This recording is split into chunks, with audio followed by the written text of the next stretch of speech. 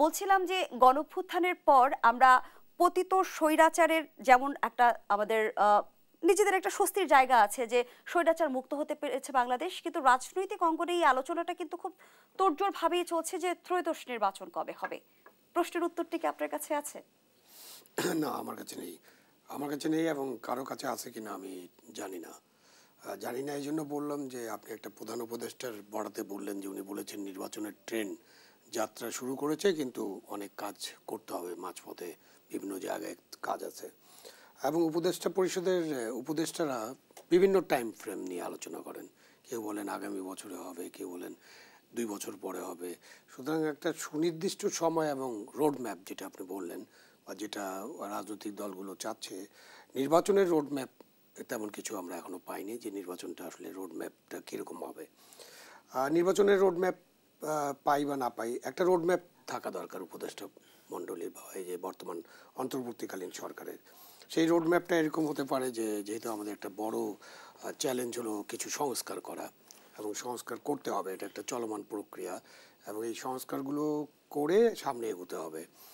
সব সংস্কার অন্তর্বর্তীকালীন সরকার করতে পারবে না, এবং সব সংস্কার কোনো সরকারই আসলে করতে পারবে না, কারণ সংস্কার একটা চলমান প্রক্রিয়া। এবং আপনাকে আজকে একটা সংস্কার করলেন, আপনার 2 বছর পরে মনে হতে পারে যে এটাকে আপডেট করার প্রয়োজন আছে, মানে সংস্কার আরো সংস্কার। তবে কি বর্তমান সময়ে সংস্কারই নির্বাচনের সময় নির্ধারণ করবে? কতটুকু সংস্কার হবে সেই বিবেচনায় কি নির্বাচনের সময় নির্ধারণ হবে? সেই সংস্কারটা যেমন আমাদের নির্বাচনী ব্যবস্থা একেবারে ভেঙে পড়েছিল, গত 3টা নির্বাচন হয়নি, মানুষ ভোট দিতে পারেনি। একটা নির্বাচন তো লোক পার্টিসিপেশন ছিল না, সুতরাং ওই নির্বাচনে প্রায় সরকার গঠন হয়ে গেছে নির্বাচন ছাড়াই। পরে একটা রাতে পলা ভোট হয়েছে, আর তারপরে আমি তুমি ডামি। সুতরাং এই যে 3টা নির্বাচনে জনগণ ভোট দিতে পারেনি, নাগরিকরা ভোট দিতে পারেনি, এবং নির্বাচনের পরিবেশ কী ছিল সেটা আমরা জানি। এটা বিশদ আলোচনার দাবি রাখে না, কারণ আমরা সবাই জানি, যারা শুনছেন তারাও জানেন, তারা দেখেছেন।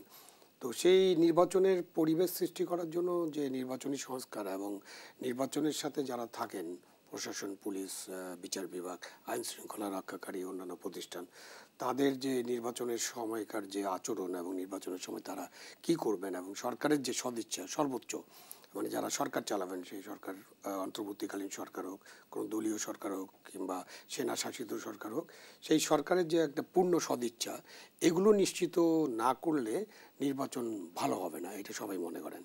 তো সেগুলোর জন্য একটা সংস্কারের কাজ চলছে, আমরা শুনেছি, দেখেছি। খুব বেশি আমরা জানতে পারি না যে কাজটা কেমন চলছে। 31শে ডিসেম্বর একটা ডেডলাইন ছিল, এই ডেডলাইনের মধ্যে সংস্কার কমিশন কতটা দিতে পারবে, কি দিবেন সেটারও আমরা কিছু এখনও জানি না। তারপরে 3 মাস ধরে রাজনৈতিক দলগুলোর সাথে একটা আলোচনার কথা আছে। তো এখানে একটা 6 মাসের একটা আউটলাইন পাওয়া গিয়েছিল, টাইম লাইন। তো এখন তারপরে আপনি নির্বাচনের ট্রেন যাত্রা, নির্বাচন সংস্কার কমিশনের প্রতিবেদন দেবার আগে আমরা দেখলাম নির্বাচন কমিশন গঠন হলো, অন্যদিকে আবার উপদেষ্টারা আভাস দিচ্ছেন আগামী বছর নির্বাচন হতে পারে বা নির্বাচিত সরকার আমরা দেখব। সম্ভাবনা কতটুকু দেখেন? নির্বাচন আগামী বছর তো হতেই পারে, নির্বাচন আগামী 3 মাসের মধ্যে হতে পারে। আমাদের কাছে প্রমাণও আছে যে এর আগে যে তত্ত্বাবধায়ক সরকার গঠন করা হয়েছিল, তারা মোটামুটি কিছু রদ বদল করে এবং পরিবেশটাকে তাদের নিয়ন্ত্রণে এনে তাদের সর্বোচ্চ সদিচ্ছা দিয়ে নির্বাচন করতে পেরেছেন। তো একটা নির্বাচন 90 দিনের মধ্যে করা যায়, এটা প্রমাণও আছে। এবং সুতরাং এটা আপনি বলছিলেন 2014 এর ভোটারবিহীন নির্বাচন, 2018 এর রাতের ভোট এবং 2024 এর আবিদাবি নির্বাচন, সেগুলো তো আর দলীয় সরকারের অধীনে হয়েছে, এখন তো কোনো দলীয় সরকার নেই। সুতরাং আমি তত্ত্বাবধায়ক সরকারের কথা বলছি, যে 4টা নির্বাচন ব্যবস্থায় আমরা যে ক্ষত দেখছি, 3 মাসের মধ্যে সেই ক্ষত সারিয়ে ফেলা সম্ভব? সব ক্ষত তো আপনি কখনোই সারতে পারবেন না। একেবারে 100% ক্ষত মুক্ত করে ফেলবেন, 100% সংস্কার করে ফেলবেন, এটা প্রত্যাশাই করা যায় না। আপনাকে এমন একটা জায়গায় পৌঁছতে হবে যেখানে মোটামুটি একটা উৎসব মুখর পরিবেশে মানুষজন ভোট দিতে পারবে ভয়ভীতিহীনভাবে। যার ভোট সে নিজেই দিবে, নিজের ভোট নিজেই দেব, যাকে খুশি তাকে দেব। পৌঁছাতে আমাদের কতটুকু সময় দরকার?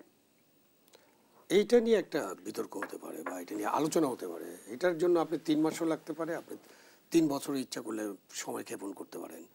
1 বছর, 2 বছর অনেকেই মনে করেন। 2 বছরের ব্যাপারে একটা মোটামুটি একটা এগ্রিমেন্ট হচ্ছিল, তো তার মধ্যে তো 4 মাস চলে গেছে। আপনি 25 জানুয়ারি, ফেব্রুয়ারি, মার্চ অথবা ডিসেম্বর এরকম একটা ডেডলাইন নিয়ে অনেকে চিন্তা করে, বাট এটা পুরোপুরি নির্ভর করছে অন্তর্বর্তীকালীন সরকারের সিদ্ধান্তের উপরে। এবং অন্তর্বর্তীকালীন সরকারের উপদেষ্টা এখন পর্যন্ত তারা জানেন না যে আসলে নির্বাচনটা কখন হবে। সুতরাং এটা অন্তর্বর্তীকালীন সরকার যিনি প্রধান আছেন শেষ পর্যন্ত হয়তো বলটা তার কাছেই থাকবে, তিনিও হয়তো বলতে পারবেন শেষ পর্যন্ত কবে নির্বাচন হবে।